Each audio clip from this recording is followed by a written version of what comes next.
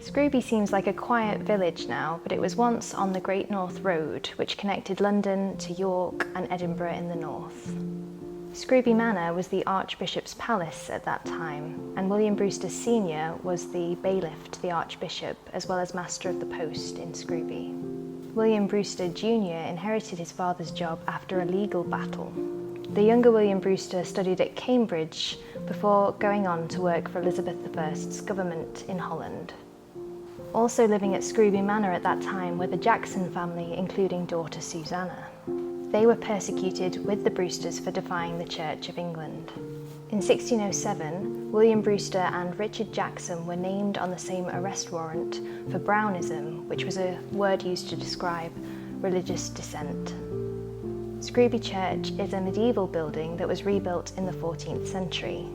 In the 17th century, it was part of the parish of Sutton-cum-Lound, and William Brewster's brother James was the vicar at Sutton-cum-Lound. Scrooby was a chapel of ease, not a church, so it didn't have parish status, and the Brewsters could exert more influence over how services were held here.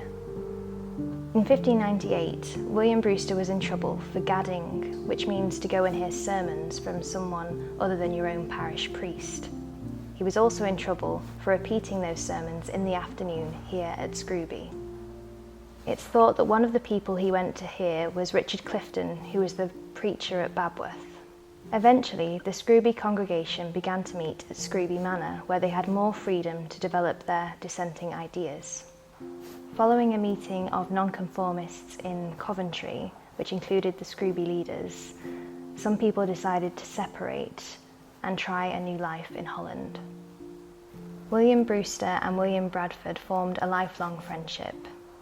Together with Clifton and Robinson, they led the group in deciding to split from the church in 1608. The group first went to Amsterdam, and then following a row about adult baptism, some went off to Leiden. Robinson, Brewster and Bradford led the group to Leiden, which was a university town in Holland. In 1620, part of the Leiden group set sail for America, where they hoped to form a new life. They landed off the coast near Plymouth. When they realised they'd landed in the wrong place, they drew up the Mayflower Compact to decide how they would be governed. The Mayflower Compact later became the basis for the US Constitution. Brewster and Bradford provided leadership for the colony for 30 years. Richard Jackson's daughter Susanna married William White in Amsterdam. She was also aunt to William Bradford's wife, Dorothy May, and this may explain why they joined the Mayflower voyage in 1620. When anchored off Cape Cod, Susanna gave birth to a child called Peregrine, which means pilgrim, and this was the first child born in the new colony. William White died in the first winter, and Susanna married Edward Winslow. This was the first marriage in the new colony. Susanna was one of only 4 women to survive to the first Thanksgiving meal in 1621.